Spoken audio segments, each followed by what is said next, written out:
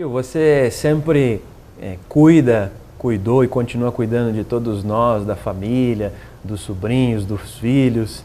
E agora dos netos. E dos netos agora. E eu tenho visto você falar bastante também, porque é perguntado dessa questão do papel da família na educação. E as pessoas têm confundido e entregue muito o papel que é da família para a escola.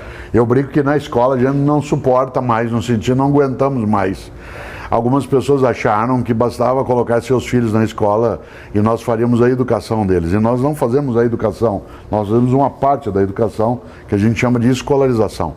A tarefa da educação é da família, de maneira direta e de forma subsidiária do poder público. A escola faz escolarização. Não dá para terceirizar a educação dos filhos. Ter filho dá trabalho e não é só o trabalho de parto, né? É uma questão de responsabilidade. E supor que as famílias entreguem para nós na escola os seus filhos e que num tempo de 4, 5 horas, numa sala com 30 crianças ou jovens, além de ensinar matemática, português, história, educação para o trânsito, educação contra a droga, educação sexual, educação religiosa, educação física, educação artística, fornecer merenda, ajudar a fazer trabalho escolar, além de tudo, aí se faz a formação que a família precisa fazer. Lamento, né? É necessário que a família assuma sua responsabilidade. Isso não significa que a escola não apoia a família, mas a escola não tem a responsabilidade que a família tem. Muita gente confunde educação com escolarização. Educação é a formação de uma pessoa. Escolarização é um pedaço da educação. O que nós, professores e professores, fazemos é escolarização. Outro dia, num debate, um pai me perguntava: professor, o que é que a família pode fazer para ajudar a escola na educação dos nossos filhos? E eu disse: olha, pai, há uma inversão na tua questão. Não é a família que ajuda a escola na educação dos teus filhos, é o contrário. É a escola que ajuda a tua família na educação dos teus filhos, fazendo escolarização. Você tem 1, 2 crianças e os tem durante 24 horas por dia, espera até o fim da tua vida. Nós as temos 30, 40 numa sala de aula durante 4 horas. Se você supõe que tendo só 2, né, você tem dificuldade de fazer, imagine se nós, né, com um conjunto de crianças, conseguiríamos substituir o que é a tarefa da família. Por isso,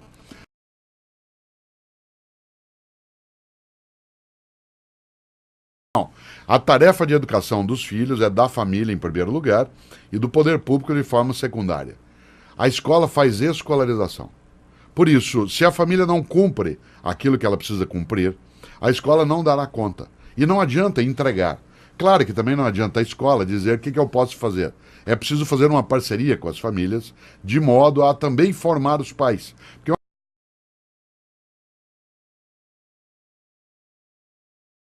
uma parcela dos pais está perdida. Ela não sabe que tem. Ela vive uma situação de submissão com os filhos. Te dou um exemplo banal. Aliás, eu falava isso hoje num comentário na rádio, ao vivo em São Paulo, pelo telefone.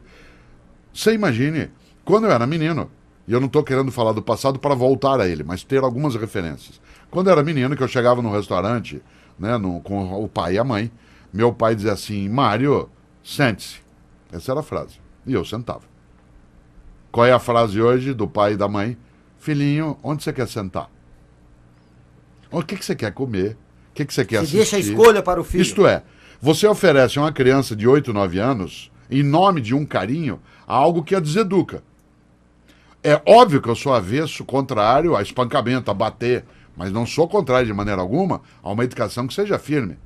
Eu nunca, meus filhos, eu bati neles, mas todas as vezes eu fui firme. Ser firme não é espancar. Tem que saber dizer não, né? É a fala, é a autoridade, é colocar a mão no ombro com delicadeza, mas com firmeza, para a criança sentir a pressão, sem machucar, mas sentir a pressão.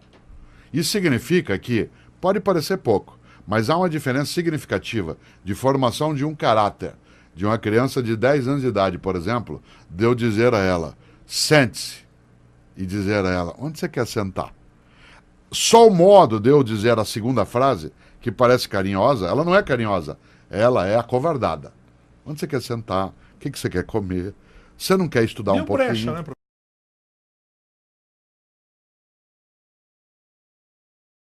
consequência, parte dessas crianças é formada em famílias que não têm autoridade sobre ela, a criança dorme na hora que ela quer, come o que ela deseja, ela sai ou vê o programa que ela quiser, ou rádio, seja o que for, onde ela vai encontrar um obstáculo a essa falta de limite na escola. Quando ela entra na sala de aula, nós falamos assim, cadê o material, fez a tarefa, cadê, guarda esse telefone, joga fora esse chiclete. Sabe o que eles fazem? Parte para cima de nós.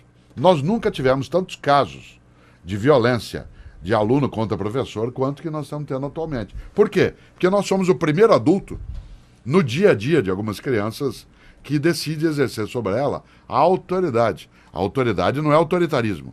A autoridade é a responsabilidade com o mando. Essa autoridade tem que ser exercida.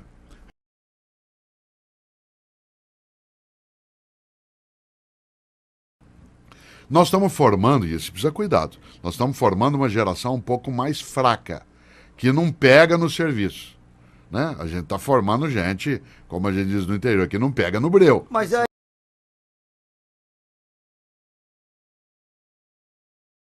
em relação a isso, por exemplo, é tipo assim, eu vou conversar com meus filhos e eu digo, olha, não é bem assim, meu pai me deu a primeira bicicleta, eu tinha lá 12 anos, meu primeiro carro foi assim, o meu...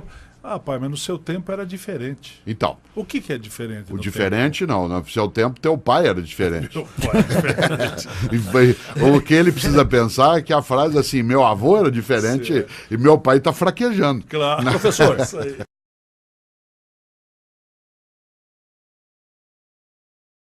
É uma pergunta que os pais se fazem quase que diariamente diante da falta de ética no nosso país e do crescimento também nas pessoas dessa falta de ética. O cara se coloca diante de uma triste realidade. Eu preciso ensinar para o meu filho ser ético, respeitar os limites. Mas eu também tenho que explicar para este mesmo filho que aí fora não é bem assim. Como é que lida com essa ambiguidade? Em que eu tenho que dizer para ele ser ético, mas que eu não posso dizer o que o meu pai dizia, olha, o fio de bigode vale, porque hoje nem o papel assinado vale, muitas vezes. Sim. Veja só, se eu fosse uma pessoa que tivesse diabetes, eu não tenho, mas se eu tivesse, eu teria que ter controle alimentar. Isso significa que meu pai e minha mãe, se eu fosse uma criança com diabetes, deveriam me manter dentro de casa para eu não comer o que não devo, ou eles deveriam me ensinar a ir ao almoço, a uma festa e comer só o que eu devo. É claro que é a segunda escolha. O mesmo vale em relação à conduta. Meu pai e minha mãe poderiam ter me dito, se eu tivesse diabetes, filho, você não pode comer isso, isso e isso, porque te faz mal, mas pode comer isso, isso e isso. Não me deixariam trancado numa redoma só porque existe um mundo que existe o que eu não devo fazer. Ao contrário, me ensinariam a lutar nesse mundo. Por exemplo, meus filhos nunca tiveram nenhum tipo de relação com drogas ilegais. Eu não disse a eles para ficarem dentro de casa trancado. Eu disse a eles, esse tipo de coisa, a droga ilegal, ela é ilusória. Ela faz mal para você. Você vai encontrar pessoas na vida que vão dizer para você, experimente. Você é livre para experimentar, mas você é livre também para não experimentar. E desse ponto de vista, você não é obrigado a ser como os outros são quando os outros não são corretos. Você é obrigado a ser como os outros são quando eles são corretos. Isto é, o benefício precisa ser imitado, o malefício não. Eu, pai, não devo de maneira alguma deixar meu filho supor que o mundo é só um mundo de bondade. Mas eu também não tenho que colocá-lo escondido fora desse mundo. Ao contrário, tem que dizer, aqui está, a escolha é tua. Você pode escolher errado, mas não escolha. Porque se você escolher errado, isso fará mal a você e às pessoas que estão contigo.